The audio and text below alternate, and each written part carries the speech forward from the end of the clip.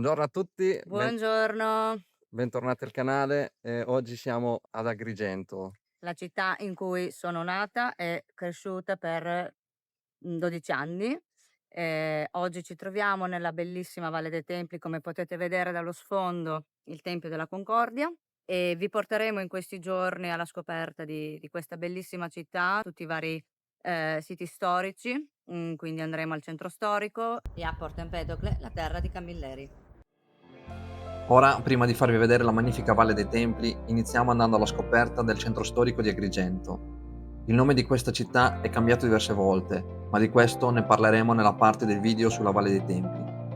Il centro storico di Agrigento occupa quasi interamente il Colle di Girgenti, in una posizione arroccata scelta nel Medioevo, per esigenze difensive e anche per la vicinanza del nuovo porto più favorevole al commercio.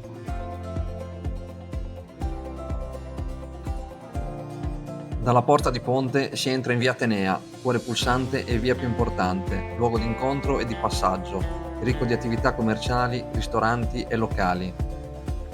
Una città piena di storia, visto l'insediamento in passato di vari popoli, grazie alla sua posizione strategica sulla costa e che prosperava grazie al commercio marittimo, esportando cereali, vino e olio in tutto il Mediterraneo.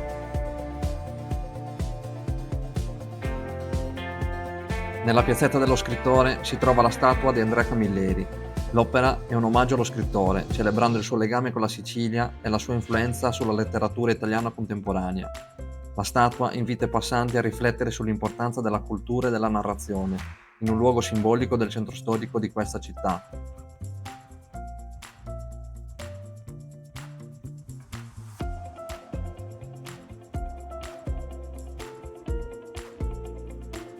All'ex conventino chiaramontano, in questo periodo, c'è una mostra interessante di Effi Spyro, dove ci sono 7 pannelli intessuti e sospesi realizzati dall'artista cipriota. Ogni pannello è realizzato con stoffa nera e nastro altamente riflettente e richiama sia le pratiche tessili tradizionali sia la struttura digitale dell'immagine.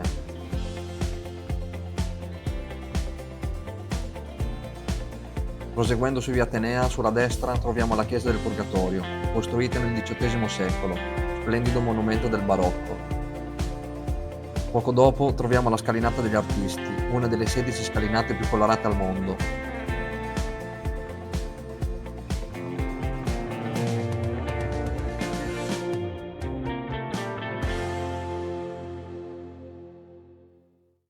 Continuiamo la nostra passeggiata e ci avviamo verso Piazza Pirandello, dove si trova il Teatro Pirandello. Nell'atrio del teatro è presente la lapide marmorea dedicata al cinquantenario della morte del drammaturgo agrigentino Luigi Pirandello, premio Nobel per la letteratura. Aperto al pubblico nel 1880, gli fu dato il nome di Regina Margherita fino al 1946. Questo magnifico teatro fu decorato da pittori tra i più noti dell'Ottocento, i quali dipinsero il soffitto e il frontale dei palchi.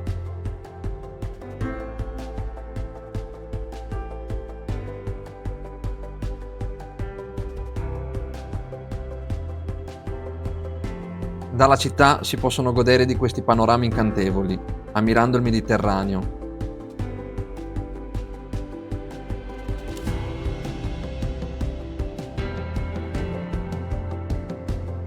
Agrigento, inoltre, nel 2025 è stata la capitale italiana della cultura.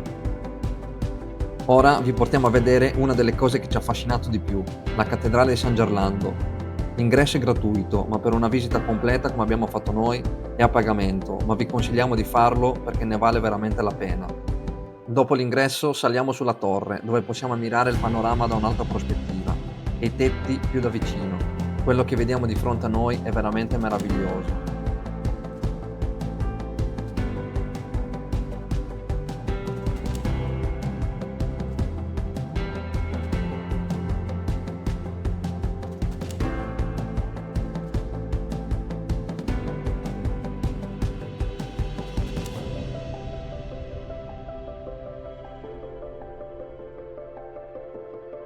Scendiamo nella parte inferiore e ci rendiamo conto che visitare questa cattedrale significa intraprendere un viaggio nel tempo, tra arte, fede e bellezza. Nella navata nord si trova la sala dei sarcofagi, dove spicca un vero gioiello, il sarcofago di Fedra e Ippolito, del secondo e terzo secolo d.C. In questa preziosa testimonianza di espressioni artistiche diverse come arabo-normanno, gotico, rinascimentale e barocco, in questo periodo possiamo ammirare anche il presepe. A qualche centinaia di metri, incluso nel biglietto, si trova il MUDIA, il Museo Diocesano di Agrigento, che custodisce i tesori della cattedrale. Il museo offre un panorama esaustivo della storia della Chiesa agrigentina, dei suoi riti e delle tradizioni religiose, liturgiche e culturali. Qui in mostra c'è anche il letto dove venne a dormire Papa Giovanni Paolo II.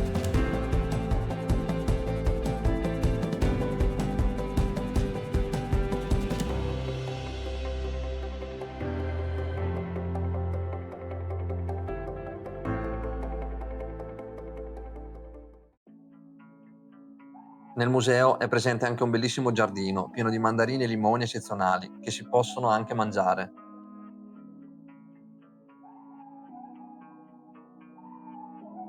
Nel 480 a.C., a pochi passi dalla cattedrale, c'era un piccolo tempio probabilmente dedicato alla dea Atena. Qui, sulle rovine del tempio, venne edificata una bellissima chiesa bizantina, l'attuale Santa Maria dei Greci.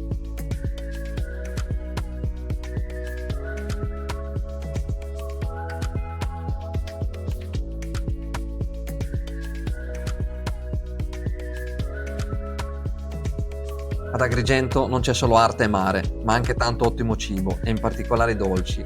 Noi di solito non ne mangiamo tanti, ma qui resistere è praticamente impossibile.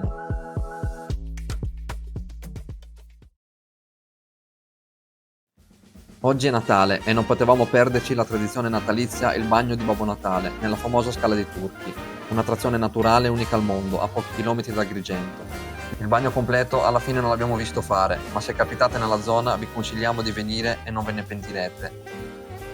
La temperatura è veramente gradevole e questa atmosfera festosa è molto piacevole.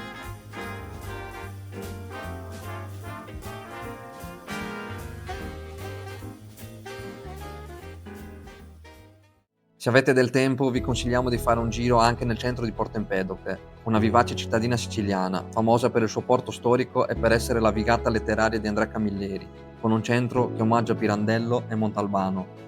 Qui sono nati sia Camilleri che Pirandello. Noi ci veniamo spesso perché abitano, oltre alla nonna, anche la maggior parte dei parenti di Angela. Ne approfittiamo per dirvi che da poco abbiamo aperto anche la pagina Instagram, quindi se volete potete seguirci al nostro profilo Michael e Angela on the road.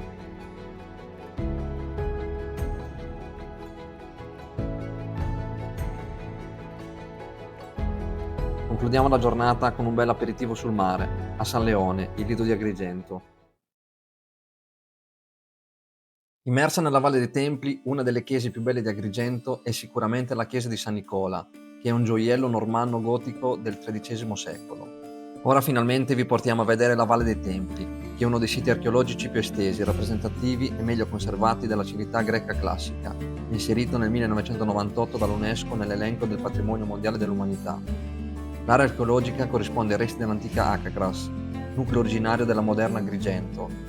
All'ingresso, nella parte più alta dell'antica città greca, troviamo subito il Tempio di Giunone, un tempio gorico risalente al V secolo a.C. L'edificio ha misure notevoli, 41 metri di lunghezza e 20 di larghezza. Ora, come detto a inizio video, vi do un cenno storico sull'evoluzione del nome di questa città siciliana. Agrigento fu fondata dai Greci nel 580 a.C. e il nome di questa importante polis greca fu Akagras. Raggiunse il massimo splendore nel V secolo a.C., prima del declino avviato dalla guerra con Cartagine. Nel corso delle guerre puniche venne conquistata dai Romani, che latinizzarono il nome in Agrigentum. Nel Medioevo fu una città greco-bizantina, ma venne poi abbandonata a causa delle costanti razzie degli arabi, che la distrussero nell'828. Nel 1089 fu rifondata dai Normanni, che la ribattezzarono Girgenti, nome che mantenne sino al 1927, quando fu rinominata con il suo nome attuale, Agrigento.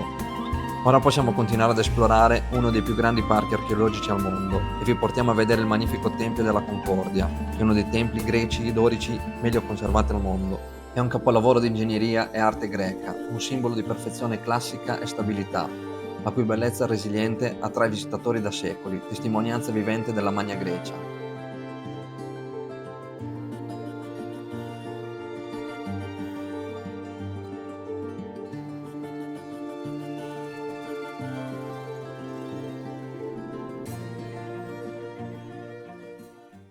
Allora, qua ad Agrigento, comunque in Sicilia e nel sud in generale, venire d'inverno è una cosa veramente bellissima, perché climaticamente si sta veramente da Dio. C'è un bellissimo sole, noi siamo in maglioncino e abbiamo caldo, e noi che abitiamo al nord Ci veniamo a scongelare in questo bellissimo sentiamo caldo. parecchio la differenza. Ora ci avviamo verso il Tempio di Ercole, che è il più antico dei templi e uno dei più belli dell'antichità, costruito circa nel 510 a.C. Ora rimane poco, ma anche così l'edificio, visibile da lontano, è imponente e sorge nella Valle dei Templi proprio come il simbolo della potenza e della forza di Eracle, l'eroe nazionale della Sicilia e in particolare di Agrigento. Continuiamo la nostra passeggiata e arriviamo al Tempio dei Dioscuri, che è sicuramente uno dei simboli della Valle dei Templi, insieme a quello della Concordia. Il suo aspetto attuale però è frutto di un processo di ricostruzione dell'Ottocento. Ora andiamo a vedere una parte del parco che ci mancava, il Giardino della Colimbetra, che ha una storia di 2600 anni. Per vedere questo giardino bisogna fare un ticket aggiuntivo alla visita della valle. Originariamente utilizzato come riserva d'acqua per l'antica città greca di Akagras nel VI secolo a.C., la Colimbetra si è evoluta nel tempo, da un grande bacino in un lussureggiante giardino che esprime l'essenza del paesaggio e della storia siciliana. La creazione del giardino della Colimbetra risale al momento in cui i greci colonizzarono la Sicilia intorno al 500 a.C. A quel tempo il tiranno Terone incaricò l'architetto Pease di progettare un sistema idrico completo per fornire acqua all'antica città greca di Akagras. Questa iniziativa ha gettato le basi per ciò che sarebbe diventato il giardino e il sistema di irrigazione circostante. Nel tempo la Colimbetra divenne un fondo agricolo, particolarmente famoso per i suoi agrumeti introdotti durante il dominio arabo. Il giardino si trasformò così in un'oasi rigogliosa, mantenuta attraverso le varie epoche. Verso la fine del XX secolo la Colimbetra cadde in declino fino a quando il FAI, Fondo Ambiente Italiano, intervenne nel 1999 per ripristinare lo splendore. Questo magnifico giardino è ricco di una vasta e antica varietà di frutta profumata e gustosa e resistente alle malattie.